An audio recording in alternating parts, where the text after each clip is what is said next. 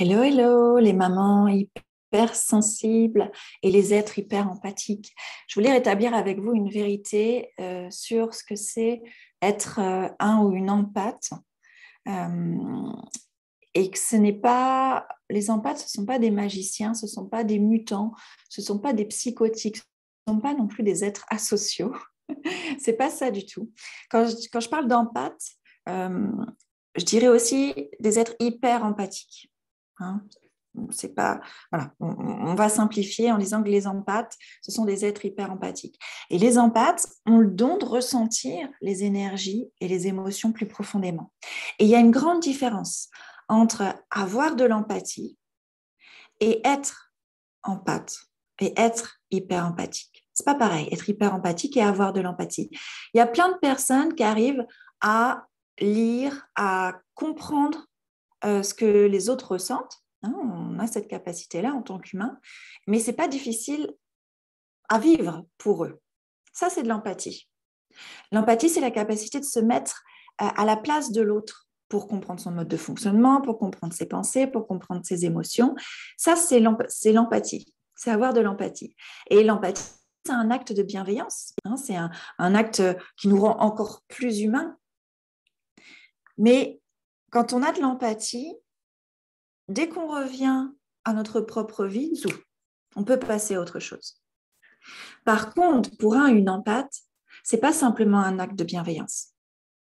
C'est une réaction innée, naturelle, incontrôlable. Et un empathe ressent les émotions avec la même intensité que l'autre les vit. Et cette émotion, elle reste en lui. C'est impossible de passer comme ça à autre chose quand on est empathe. Alors, c'est pas facile d'être un être hyper empathique parce qu'on est complètement submergé par les émotions des autres. On est des éponges à émotions. Et pas que les émotions, aussi les énergies collectives, les énergies subtiles, les énergies d'un lieu. Et le truc, c'est que si un empathe apprend pas à réguler les émotions, à canaliser l'énergie intérieure, les émotions intérieures et l'énergie extérieure, les émotions qui viennent de l'extérieur, sa vie peut vraiment devenir très lourde à vivre. Son hyper-empathie peut devenir un vrai fardeau. Le plus gros problème pour un empathe, c'est qu'il ne sait pas faire la différence entre ce qui lui appartient et ce qui appartient à l'autre. Il ne sait pas faire la différence entre est-ce que c'est mon émotion ou est-ce que c'est une émotion que j'ai absorbée de l'autre. Alors ça peut être un problème pour l'empathe parce que c'est épuisant, c'est perturbant. Et ça peut être un problème pour les autres aussi.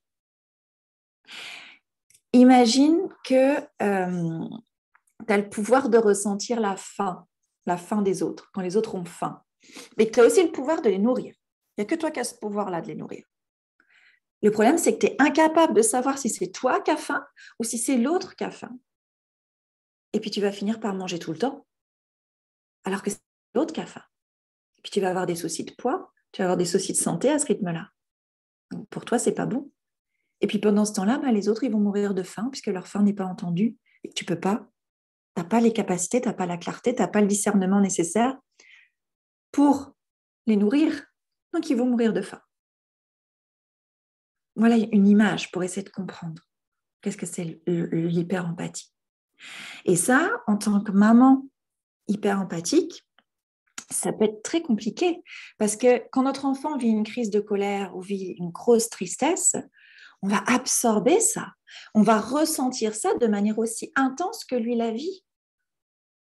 Et du coup, on n'est pas en mesure de l'aider, on n'est pas en mesure de l'accompagner, on n'est pas en mesure d'appliquer tout ce qu'on sait sur l'accueil des émotions, tout ce qu'on a appris dans les livres, sur la théorie des émotions, l'éducation positive, tout ça. On ne peut pas, parce qu'on porte cette émotion-là qui nous fait nous sentir mal et qui nous empêche de voir les choses clairement, qui nous empêche de jouer notre rôle de guide, d'éducatrice. Donc, il est temps de te rendre compte de ton hyper-empathie, si tout ça, ça te parle. C'est ce que je te dis, ça te parle. Il est vraiment temps de réaliser ce qui se passe en toi si tu es une empathe. Sinon, tu ne pourras pas prendre ta place. Tu ne pourras pas apprécier la vie. Tu seras épuisé et tu auras juste envie de partir sur une île déserte, de tout laisser tomber pour te couper de tout ça. Puis tu ne pourras pas éduquer ton enfant avec conscience. Parce que c'est comme une bombe à retardement que tu as en toi, une éponge. T'absorbes, t'absorbes, t'absorbes, et c'est comme une bombe à retardement à l'intérieur de toi qui, paf, qui explose quand ton enfant appuie sur le bouton. Il est pour rien, mais tu ne le vois plus. Parce que tu as tout pris, tu as tout absorbé de l'extérieur. Et c'est chaud, ça. Mais sache que être hyper empathique, ça n'est pas un problème. Ce qui est un problème, c'est ne pas apprendre à vivre avec. Ça peut vraiment te rendre la vie impossible. Et la vie de ton enfant aussi difficile.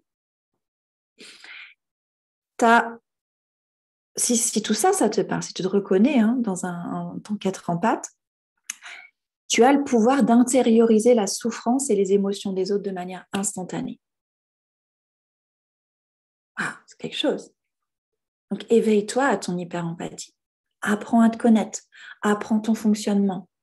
Et soutiens-toi avec des pratiques de protection des énergies, des pratiques de régulation des émotions, mais adaptées à ta spécificité. Et là, ton hyper-empathie, ce ne sera plus un fardeau. Ce sera un don qui peut vraiment t'aider à être une meilleure maman. Donc, si ça te parle, si ça résonne, mets-moi un commentaire pour être en lien. J'ai très envie d'être en lien avec toi si ça résonne. Dis-le moi. À très vite.